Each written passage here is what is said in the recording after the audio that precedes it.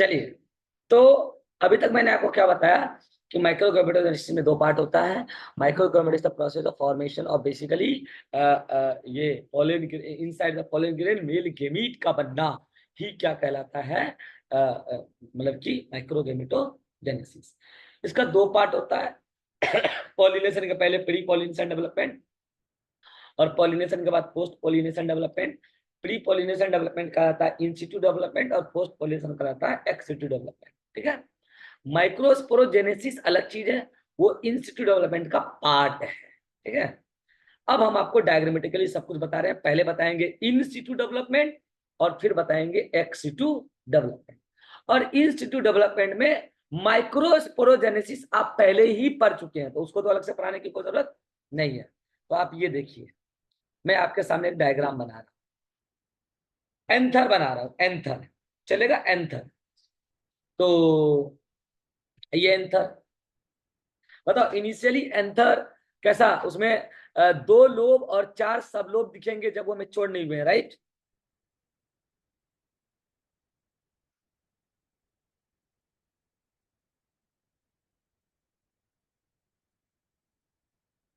ठीक है, ये एंथर है साहब।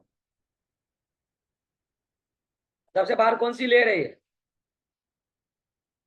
मुस्कान, ये सबसे बाहर कौन सी लेयर है, एपिडर्मिस। एपिडर्मिस। और ये मैं चार क्या बना रहा हूं हर कॉर्नर पे, पॉलिन से क्या फिर माइक्रोस्पोरिंग जी। हाँ। और इसी के अंदर एस्पोरोजेनस टिश्यू का वो सिंगल सेल जो मियोसिस शुरू करता था, उस सिंगल सेल को हम क्या कहते थे,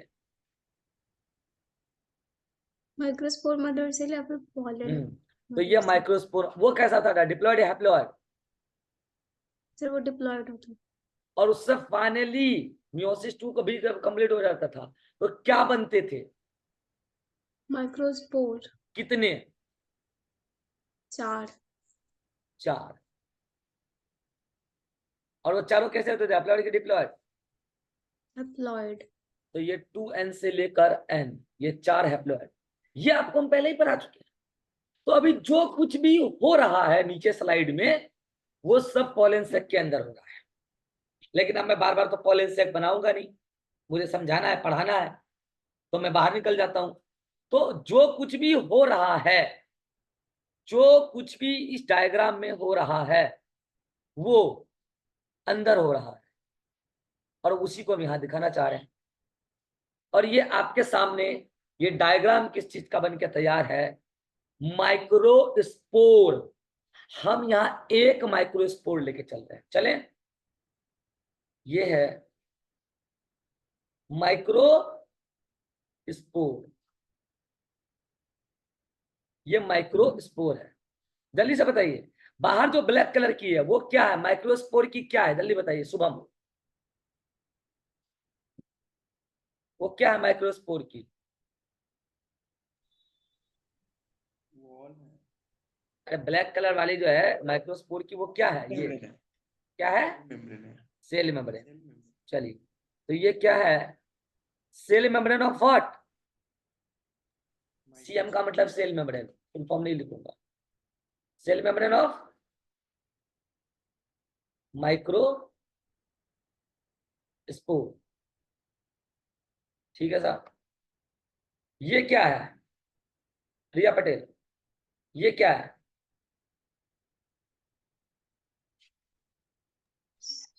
Cytoplasm of microscope. क्या क्या, Cytoplasm of microscope. Cytoplasm of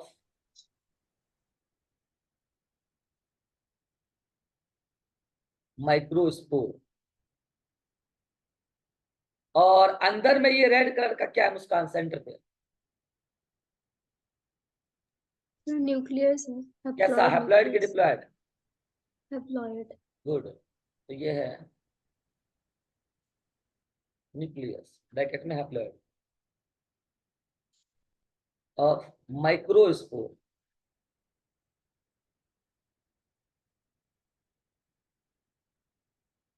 अब इस माइक्रोस्पोर में दो वॉल आएगी और क्या बन जाएगी, पॉलिन ग्रेन।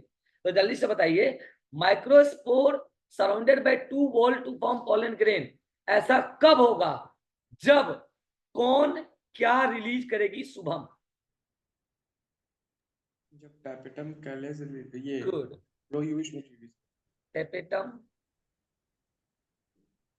Tapetum secretes. चलिए दो दो चीजें बताइए। टेपेटम क्या क्या सिक्रीट करेगी? प्रोयूबिस बॉडी। एक तो जल्दी बताइए। प्रोयूबिस बॉडी। तो यूबिस बॉडी। एक तो प्रो मटेरियल प्रो सिक्रीट, हाँ प्रो, हाँ प्रो यूबिस बॉडी, हाँ ठीक है। Pro यूबिस body. और क्या सिक्रीट करेगी? जल्दी बोलो। क्यूटीन। स्पोरोपोल। क्यूटीन। और क्या सिक्रीट करेगी? कैराटिनाइड। वही क्या बन जाएगा? स्पोरोपोलिनी। तो डायरेक्टली स्पोरोपोलिनी बोल सकते हैं क्या?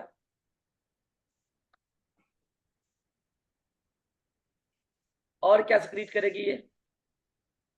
पैक्टिन और सेलुलोज।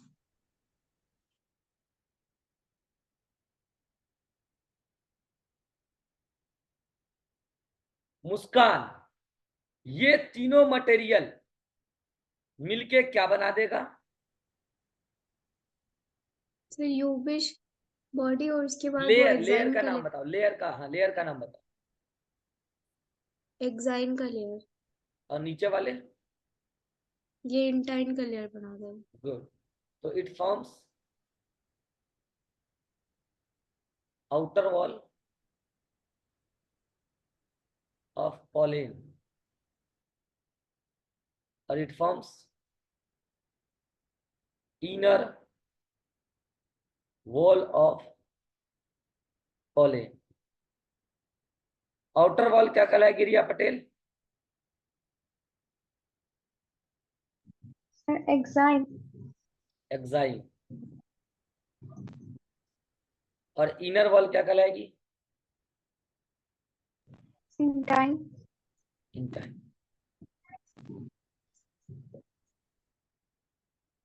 तो देख लीजिए अगले स्ट्रक्चर में ये क्या है।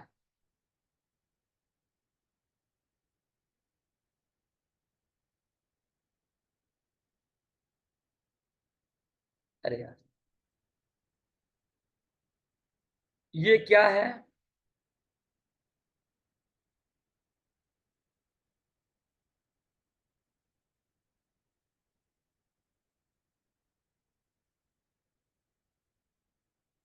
ये क्या है? ये क्या है? ये क्या है?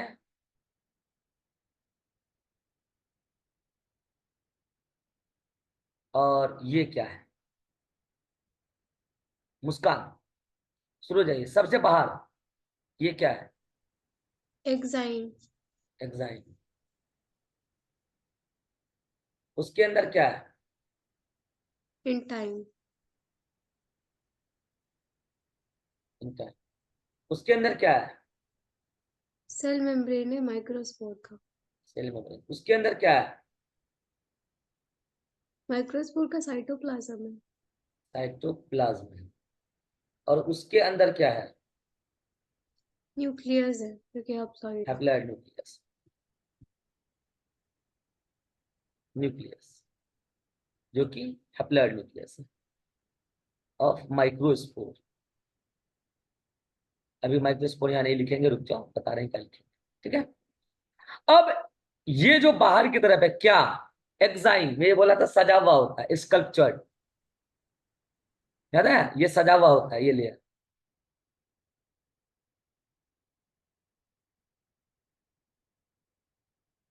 लेकिन उसमें जगह जगह पर, कहीं कहीं पर एक्साइन नहीं है। शुभम, उस जगह को क्या बोलेंगे जहां एक्साइन नहीं है? जहाँ से पॉलन की फर्टिलाइजेशन होता है। क्या बोलेंगे उसको? शुभम वो स्ट्रक्चर का नाम नहीं याद आ रहा। क्या बोलेंगे?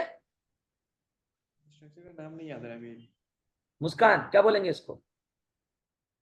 जर्म पोर। ये जर्म पोर है। जर्म पोर। और ये है पॉलन ग्रेन। ये क्या है, स्ट्रक्चर क्या है, ये फिगर किस, ये तो फिगर था किसका, ये फिगर था माइक्रोस्पोर का। और ये फिगर किस चीज का है, ये फिगर है आपका डेवलप्ड माइक्रोस्पोर, जिसको हम क्या बोलेंगे, डेवलप्ड या फिर बोलो मेच्योर माइक्रोस्पोर, उसी को क्या बोलेंगे, पॉलन ग्रेन। तो क्या बोलेंगे, ये फिगर किस चीज का है, जल्दी बोलो, ये फिगर किस चीज का है, डेवलप्ड, ये फिगर है, ये फिगर है डेवलप्ड माइक्रो स्पोर या मेच्योर माइक्रोस्पोर या डेवलप्ड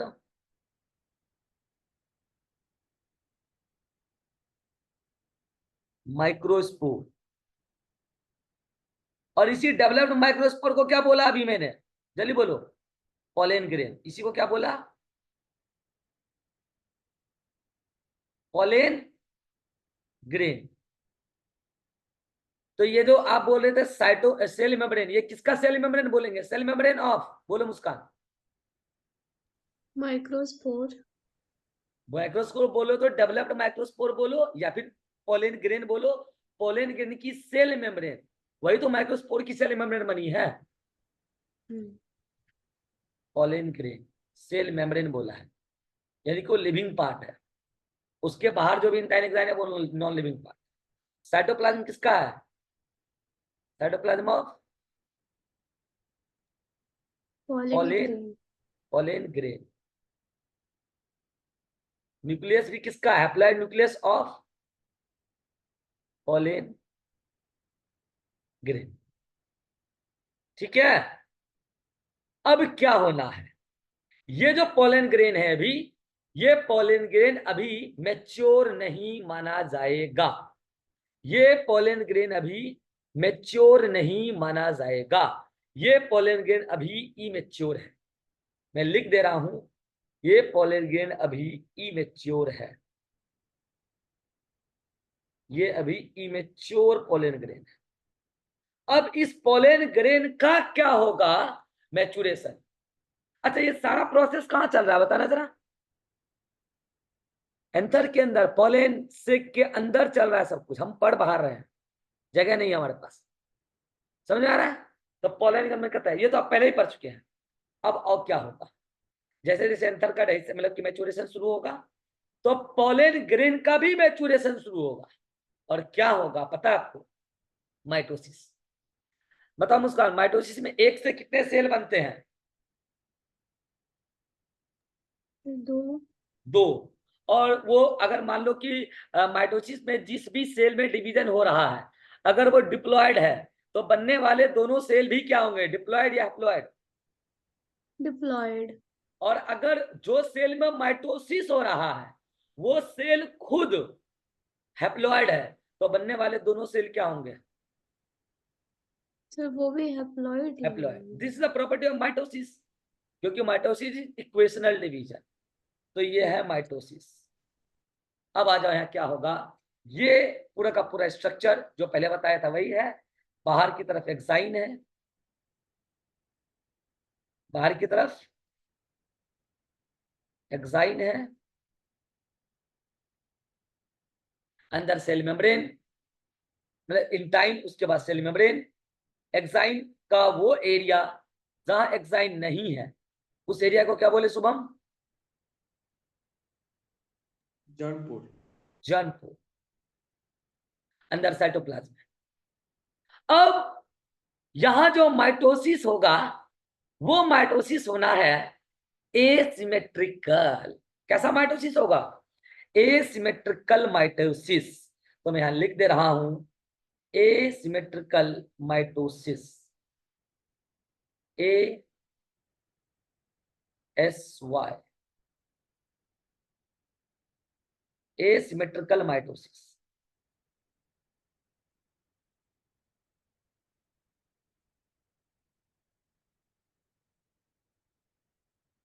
एसिमेट्रिकल माइटोसिस। हाँ बताओ, ये मुस्कान, माइटोसिस में पहले क्या होता है, साइटोकाइनेसिस की कैरियोकाइनेसिस? कैरियोकाइनेसिस। गुड। तो पहले होगा कैरियोकाइनेसिस,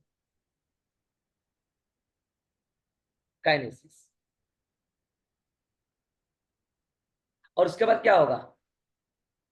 उसके बाद साइटोकाइनेसिस होगा। साइटोकाइनेसिस। जब मैंने माइटोसिस को ही बोल दिया एसिमेट्रिकल या फिर अनइक्वल, अनइक्वल, ये क्यों बोला अभी समझाऊंगा, अनइक्वल और एसिमेट्रिकल, तो कैरियोकाइनेसिस को भी क्या बोलूंगा, इक्वल की अनइक्वल? अनइक्वल। Unequal karyokinesis. तो साइटोकाइनेसिस को भी क्या बोलूंगा? इसको भी अनइक्वल। Unequal cytokinesis. ठीक है, माइटोसिस है, तो माइटोसिस में तो साइटोकाइनेसिस 1 और कैरियोकाइनेसिस 1 थोड़ी होगा, वो तो एक ही बार होगा जो होगा। ठीक है, तो ये, अब बताओ इसमें सबसे बाहर की तरफ ये क्या है मुस्कान? Sir exine. ये एक्साइन है, स्कल्पचर्ड सजा हुआ है। उसके अंदर क्या है? इंटाइन। तो एक्साइन और इंटाइन डेड लेयर है कि ये लिविंग लेयर है? सर अब डेड लेयर है। लेयर, उससे तो कोई फर्क नहीं पड़ता है। उसके अंदर क्या है, ब्लैक कलर वाली? ये सेल मेम्ब्रेन है। किसका सेल मेम्ब्रेन है? Cell membrane of pollen grain. Pollen grain. और उसके अंदर अभी जो है वो क्या है पूरा का पूरा? फिर साइटोप्लाज्म है पॉलिन ग्रेन साइटोप्लाज्म। का। तो ये है cytoplasm, cytoplasm of pollen grain, of pollen grain. अब सुनिएगा ध्यान से, अगर मैं यहाँ कैरियोकाइनेसिस कराने जा रहा हूं, आप याद कीजिए सेल डिवीजन वाला चैप्टर, तो कैरियोकाइनेसिस जब हो रहा है तो सबसे पहले प्रोफेज में ही न्यूक्लियस क्या हो जाएगा, डीजनरेट, या वो रहेगा? न्यूक्लियर मेम्ब्रेन क्या हो जाएगी? तो शुभम, न्यूक्लियर मेम्ब्रेन याद कीजिए प्रोफेज में क्या हो जाती है, डीजनरेट। तो क्या एक्चुअल में मुझे यहाँ पे न्यूक्लियस दिखाना चाहिए? बोलो, ये न्यूक्लियस दिखाना चाहिए मुझे यहाँ पे? नहीं, क्योंकि न्यूक्लियस तो क्या हो जाएगा, न्यूक्लियर मेम्ब्रेन डीजनरेट हो जाएगी। अच्छा, अब याद कीजिए प्रोफेज के समय ही क्या शुरू रहता है, स्पिंडल फाइबर का अरेंजमेंट, यस और नो? तो मुझे अब एक्चुअल में दिखाना क्या चाहिए, स्पिंडल फाइबर। तो ये देखिए, याद कीजिए, ये स्पिंडल फाइबर का अरेंजमेंट किस तरह से दिखाऊं, ब्लैक कलर से, इस कलर से दिखाऊंगा। ये देखिए स्पिंडल फाइबर का अरेंजमेंट।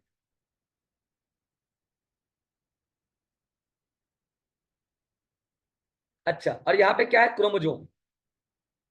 अरे न्यूक्लियस का क्रोमोजोम, क्रोमेटिन क्या बन गया, chromosome.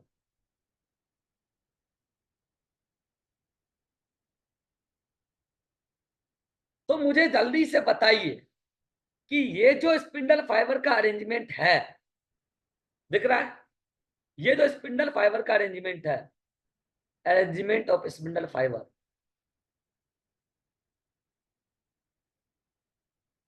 Arrangement of spindle fibre, ये इक्वेटर पर है या अवे फ्रॉम द इक्वेटर है? जल्दी बताओ सुहम, क्या लग रहा है? नहीं वो वाला इक्वेटर पे। ये पूरा स्पिंडल फाइबर का अरेंजमेंट में बात कर रहा हूं, ये इक्वेटर पर है या अवे फ्रॉम द इक्वेटर है? अवे फ्रॉम द इक्वेटर है, अवे फ्रॉम इक्वेटर। इसीलिए ऐसे कैरियोकाइनेसिस को अनइक्वल बोलेंगे, वो अभी आपको रीजन भी समझ में आ जाएगा क्यों। तो इसको बोलेंगे unequal, unequal mitosis. Unequal mitosis यानी कि एसिमेट्रिकल माइटोसिस। सिमेट्रिकल होता तो इक्वेटर पे होता, जो नॉर्मली होता है। तो अरेंजमेंट ही कहा हुआ है, away from the equator towards the pole, और न्यूक्लियस दिख नहीं रहा। अच्छा बताओ, आप प्लांट सेल पढ़ रहे हैं तो क्या इसमें वैक्यूल होगा? हाँ वैक्यूल होगा ना, प्लांट सेल में वैक्यूल होता है, पता है ना। तो ये बड़ा सा क्या दिखा रहा हूं, वैक्यूल, ये वैक्यूल, ठीक है। तो यहाँ पे भी ये वैक्यूल दिखा दे रहा हूं, चलेगा? वी लिख दूं चलेगा? तो वैक्यूल चलता ही जा रहा है, ये वैक्यूल, वैक्यूल अपना पड़ा हुआ है साइड में, ठीक है, ये वैक्यूल। हाँ जी, कैरियोकाइनेसिस, जब स्पिंडल फाइबर का अरेंजमेंट ही एसिमेट्रिकल हुआ है। जल्दी बताओ रिया पटेल, कैरियोकाइनेसिस का मतलब क्या? साइटोप्लाज्म का बंटवारा कि न्यूक्लियस का बंटवारा? न्यूक्लियस का डिवीजन। और मैं कह रहा हूं कि यहाँ स्पिंडल फाइबर का अरेंजमेंट इक्वल नहीं है, अनइक्वल है, इक्वेटर पे नहीं है, एसिमेट्रिकल है। तो बनने वाले दो न्यूक्लियस, एक से दो न्यूक्लियस, वो इक्वल साइज के बनेंगे या बड़े छोटे बन जाएंगे? बड़े छोटे बन जाएंगे। बड़े छोटे बन जाएंगे, यही है अनइक्वल कैरियोकाइनेसिस। तो अनइक्वल कैरियोकाइनेसिस का मतलब क्या, कि एक से जो दो न्यूक्लियस बने वो सेम साइज के नहीं बने, और उसका कारण था कि स्पिंडल फाइबर का अरेंजमेंट इक्वेटर पे नहीं हुआ। तो देखो आप, एक न्यूक्लियस ये बन गए और एक न्यूक्लियस ये बन गए। जल्दी बताओ, ये वाले न्यूक्लियस ऊपर वाले, मुस्कान, ये कैसा है, बड़ा कि छोटा? सर ये बड़ा है। बड़ा है, लार्ज न्यूक्लियस। और ये स्मॉल है। Small nucleus. बताओ, जो कैरियोकाइनेसिस के पहले न्यूक्लियस थे यहाँ पे, आपने कैसा बोला था मुस्कान, हैप्लॉइड की डिप्लॉइड? डिप्लॉयड। डिप्लॉइड। डिप्लॉइड आ कहां से गया यहाँ पे? पॉलन ग्रेन में नहीं न्यूक्लियस डिप्लॉइड कहां से आया? नहीं नहीं हैप्लॉयड है, सॉरी सर। तुक्का मार रहे हो कुछ भी? नहीं सर। अब वही न्यूक्लियस का मेम्ब्रेन डिजेनरेट हो गया, तो यहाँ पे जो न्यूक्लियस है, दो न्यूक्लियस, जो कैरियोकाइनेसिस माइटोसिस का कैरियोकाइनेसिस है, तो ये दोनों न्यूक्लियस भी कैसे रहेंगे, हैप्लॉइड या डिप्लॉइड? हैप्लॉयड होंगे। Haploid, haploid. लेकिन एक साइड में क्या है बड़ी और एक साइड में क्या है छोटी। और जो लार्ज न्यूक्लियस है और जो स्मॉल न्यूक्लियस है, ये लार्ज न्यूक्लियस किधर की तरफ है, ये सेल मेम्ब्रेन से अटैच्ड है या ये साइटोप्लाज्म के सेंटर पर है?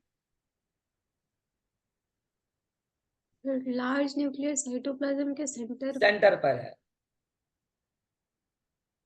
At centre of cytoplasm. लेकिन जो स्मॉल है वो किधर है, attached with cell membrane. Attached with cell membrane. और ये किसकी बात हो रही है, पॉलेन की। पॉलेन के अंदर चल रहा है सब कुछ, और ये पॉलेन खुद कहां है, पॉलेन सेक के अंदर है। मुझे बताओ शुभम, जब कैरियोकाइनेसिस होता है यानी एम फेज, तो उससे पहले इंटरफेज होता है, और इंटरफेज में मेनली क्या होता है, साइटोप्लाज्मिक ग्रोथ। तो मुझे बताओ, जहां पे भी साइटोप्लाज्म है, लेकिन पहले के कंपैरिजन में ये साइटोप्लाज्म डेंस, गहरा हो चुकी होगी या फीका? फीका हो चुका होगा। हाँ, फीका हो चुका आवाज नहीं आ रही है, नहीं नहीं, गहरा हो चुका होगा। सब तुक्का तुक्का खेल रहे हैं। गहरा हो चुका होगा, बढ़ जाएगा। जब उसी एक ही सेल के अंदर इंटरफेज हुआ, साइटोप्लाज्म कंटेंट बढ़ा, तो डेंस साइटोप्लाज्म हो गया। इसलिए बोला था सेल डिवीजन पढ़ लो, आप लोग तो हो ही टाइम पास स्टूडेंट, आप लोग को पढ़ाई से क्या मतलब है, टीचर कुछ भी बोलता है कोई फर्क नहीं पड़ता है। जब बोले थे सेल पढ़ लो बेटा काम आएगा, तब तो आप मौज कर रहे थे, ओवर कॉन्फिडेंस में घूम रहे थे। मीठा मीठा बोली बोलने वाले टीचर के पास जाओगे यही होगा। Dense cytoplasm of pollen grain. कुछ सोच समझ के बोलता है टीचर, सेल रिवाइज कर लो, मोरफोलो रिवाइज कर लो। अरे पागल है मास्टर, मास्टर ऐसे भोंकते रहता है, उसका काम है भोंकना, हम तो अपना काम अपने ही मर्जी से करेंगे। मास्टर पागल है, क्या फर्क पड़ता है। बाहर क्या है, ये बाहर कौन सी लेयर है, बाहर कौन सी लेयर है, एक्साइन। वो तो एजिटीज है, उससे में कोई फर्क नहीं पड़ रहा है, वो तो डेड लेयर है, वो है तो है बस। उसके अंदर कौन सी लेयर है, उसके अंदर कौन सी लेयर है, इंटाइन, वो भी एजिटीज है, उसको भी कोई फर्क नहीं पड़ रहा है। उसके अंदर क्या है, सेल मेम्ब्रेन, वो भी एजिटीज है, cell membrane of pollen, cell membrane of pollen. बस हुआ क्या है कि कैरियोकाइनेसिस होने के पहले इंटरफेस हुआ होगा, उसी समय साइटोप्लाज्म डेंस हो गया, कैरियोकाइनेसिस अनइक्वल हुआ है, इसलिए एक बड़े न्यूक्लियस बने हैं और एक छोटे न्यूक्लियस बने हैं। और जो बड़े न्यूक्लियस हैं वो साइटोप्लाज्म में है, और जो छोटे न्यूक्लियस हैं वो साइटोप्लाज्म में ही सेल मेम्ब्रेन से अटैच्ड है। और सुनो ध्यान से, ये जो बड़ा न्यूक्लियस है ना, जो साइटोप्लाज्म के सेंटर पर है, ये लार्ज न्यूक्लियस और ये स्मॉल न्यूक्लियस को अब अलग अलग नाम से पुकारा जाएगा। लार्ज न्यूक्लियस को अलग नाम से बुलाएंगे और स्मॉल न्यूक्लियस को अलग नाम से बुलाएंगे। Large nucleus known as, small nucleus known as. Large nucleus को बोलेंगे वेजिटेटिव, क्या बोलेंगे, वेजिटेटिव न्यूक्लियस या ट्यूब न्यूक्लियस, ट्यूब न्यूक्लियस। और स्मॉल न्यूक्लियस को बोलेंगे हम, स्मॉल न्यूक्लियस को बोलेंगे जेनेरेटिव, जेनेरेटिव न्यूक्लियस। इसको क्या बोलेंगे, जेनेरेटिव न्यूक्लियस। बताओ मुस्कान, ये दोनों न्यूक्लियस कैसे होंगे, डिप्लॉइड डिप्लॉइड या हैप्लॉइड हैप्लॉइड, हैप्लॉइड हैप्लॉइड कितना, हैप्लॉइड। तो ये भी हैप्लॉइड और ये भी हैप्लॉइड। तो ये वेजिटेटिव न्यूक्लियस। और अच्छा, इसका नाम क्यों पड़ा है वेजिटेटिव न्यूक्लियस और जेनरेटिव न्यूक्लियस, ये अभी आपको आगे बताऊंगा, ठीक है। हाँ जी, अब क्या होगा, साइटोकाइनेसिस। तो बताइए, प्लांट सेल चल रहा है, प्लांट में साइटोकाइनेसिस कैसे होता है, सेंट्रीपिटल फॉर्मेशन या सेंट्रीफ्यूगल फॉर्मेशन, मतलब सेंट्रीपिटल मेथड की सेंट्रीफ्यूगल मेथड। सेंट्रीफ्यूगल होता है। और रिया और मुस्कान ऐसे मुंह क्यों ताक रही है, क्योंकि जब सेल डिवीजन पढ़ने बोलते थे तो उतना सीरियस लेते नहीं थे चीजों को, क्योंकि टीचर तो पागल है, टीचर तो बेवकूफ है, वो ऐसे ही बोलता है कुछ भी, पढ़ो पढ़ो, वो तो बेवकूफ है, ऐसे बोलता रहता है, घर मत जाओ, पढ़ाई करो, ध्यान दो। वो तो बेवकूफ है, वो तो पागल है, टीचर क्या करोगे, ऐसे ही पागल है, टीचर तो बेवकूफ है। समझ में आ रहा है सेल डिवीजन का कहां से यूज हो रहा है, पूरे क्लास में चिक चिक के बोला हूं 11th में, पढ़ लो सेल डिवीजन, बहुत काम आएगा। पढ़ने हम तो सर अपने मर्जी का ही करेंगे, हमको तो जो मन आएगा वही करेंगे। हम तो जैसे पढ़ते हैं वो तरीका सही है, आपको पता ही क्या है, हम ऐसे ही पढ़े 11th में, 12th में भी ऐसे ही पढ़ेंगे। तो 11th बर्बाद है, 12th बर्बाद होगा, लिख के ले लो।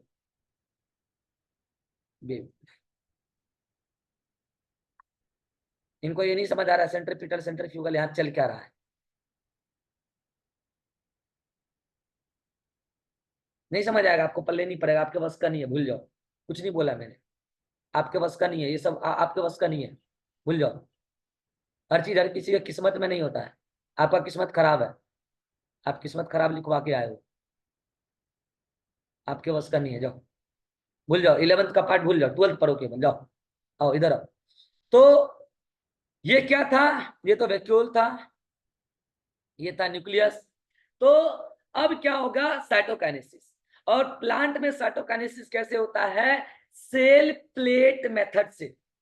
सेल प्लेट बनते बनते बाहर की तरफ निकलती है, जिसको बोलते हैं सेंट्रीफ्यूगल।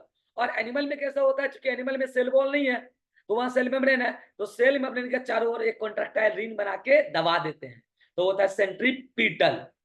तो प्लांट्स के अंदर साइटोकाइनेसिस कैसा होता है? सेल प्लेट मेथड से। सेल प्लेट मेथड से। अब कुछ याद आया क्या मुस्कान?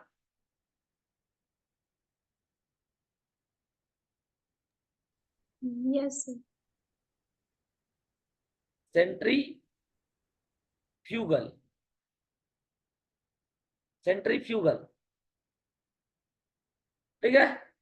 तो इससे क्या हुआ? साइटोकाइनेसिस हो गया, मतलब साइटोप्लाज्म का बंटवारा हो गया। ओ भाई, यानी कि ओवरऑल 2 सेल बन गए।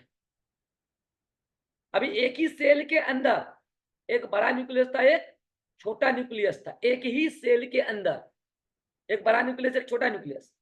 बड़ा न्यूक्लियस को आप क्या बोल रहे थे? वेजिटेटिव न्यूक्लियस या ट्यूब न्यूक्लियस। और छोटा न्यूक्लियस को आप क्या बोल रहे थे? Generative nucleus. अब क्या हो रहा है, आइए समझते हैं अब क्या हो रहा है। तो सबसे बाहर अभी भी क्या है, जल्दी बताओ। सबसे बाहर अभी भी क्या है, जल्दी बताओ मुस्कान। एक्साइड। एक्साइड, वो तो एजिटीज है। उसके अंदर क्या है? इंटाइन। वो भी एजिटीज है, इन टाइम। अब सुनो, ये ब्लैक वाली क्या है? ब्लैक सेल वाली मेम्ब्रेन है। किस चीज का? Pollen grain. हाँ, अब पॉलन रुको ग्रेन। रुको। अब पोलन ग्रेन आप नहीं बोलेंगे, ये सेल मेम्ब्रेन अब पोलन ग्रेन का नहीं है।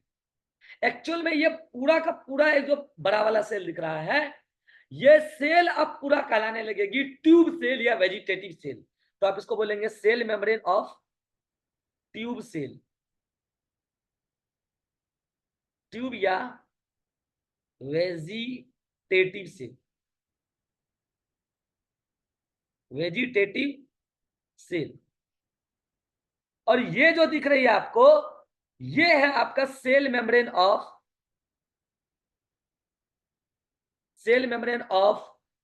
Generative cell.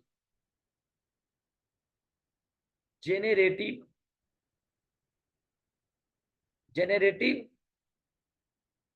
सेल। तो मुझे जल्दी से बताओ, ये साइटोप्लाज्म किसका हो गया, जल्दी बताओ। और ये साइटोप्लाज्म किस कलर वाला किसका हो गया?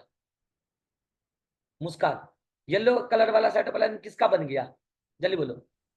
वेजिटेटिव सेल का हो गया। Very good. Cytoplasm.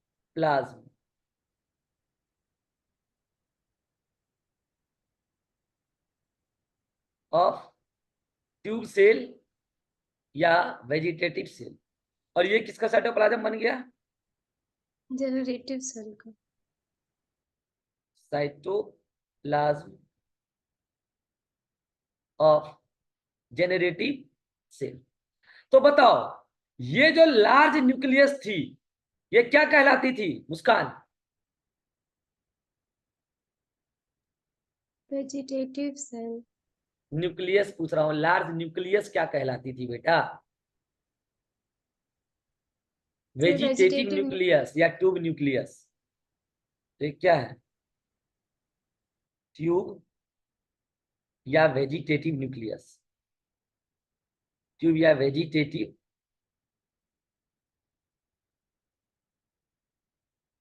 Nucleus.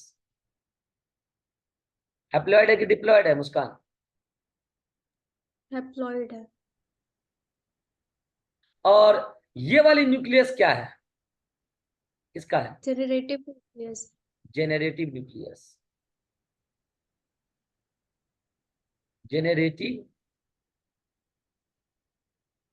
Nucleus, ये है जेनरेटिव न्यूक्लियस। और ये भी कैसा है? हैप्लॉइड। हैप्लॉइड। अब सुनो, ये पूरा स्ट्रक्चर मिला के cell membrane of vegetative cell, cytoplasm of vegetative cell या tube cell, and large nucleus यानी कि ट्यूब न्यूक्लियस, ये पूरा मिला के अब कहलाएगी वेजिटेटिव सेल या tube cell. Vegetative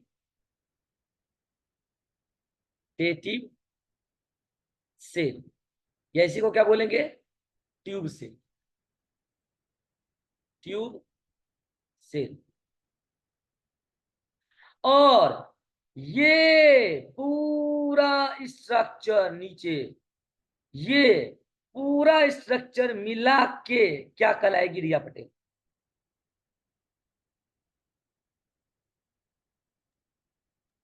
generative generative. ये कहलाएगी जेनरेटिव। जेनरेटिव। अब आइए इन दोनों के बारे में कुछ बात करें। जल्दी से बताओ इसमें कौन स्मॉल है और कौन लार्ज है, जल्दी बोलो। वेजिटेटिव लार्ज है और जेनरेटिव स्मॉल है। तो ये है आपका लार्ज सेल। ये सेंट्रल है या किनारा वाला सेल है मुस्कान? सेंट्रल है वेजिटेटिव वाला। Large central cell. Large central cell. और ये कैसा है, लार्ज या small Shubham? Small cell. Small peripheral cell. Small peripheral. Small peripheral cell. Small peripheral cell. अब मुझे बताओ, ये है लार्ज सेंट्रल सेल, नीचे वाला है स्मॉल पेरिफेरल सेल। अब गौर से देख के बताओ, वेजिटेटिव सेल क्या किसी से अटैच्ड है, जल्दी बोलो मुस्कान। वेजिटेटिव नहीं है अटैच्ड। Sorry generative. जेनरेटिव हाँ अटैच्ड है। किससे? सेल मेम्ब्रेन से। किसके सेल मेम्ब्रेन? जेनरेटिव सेल के cell good. Membrane. Of tube cell या जेनरेटिव सेल बोलो उसको। Of tube cell. ठीक है, यहीं तक रहने देते हैं, इसके आगे आज रात को कंटिन्यू करेंगे। ठीक है, तो आप नोट्स में भी यहां तक नहीं ये मत लिखना, छोड़ो, जहां तक बोला लिखना वहीं तक लिखना, यहीं तक लिखना बस। ठीक है, तो इसके आगे का पार्ट हम शाम को कंटिन्यू करेंगे। तो अभी तक कहां तक बता दिया मैंने, 2 सेल्ड स्टेज बनके तैयार है। ये मैं आपको भेज दूंगा अभी, ये पूरा लिखा हुआ पार्ट। ठीक है, चलिए इसके आगे कंटिन्यू करेंगे इवनिंग में आज।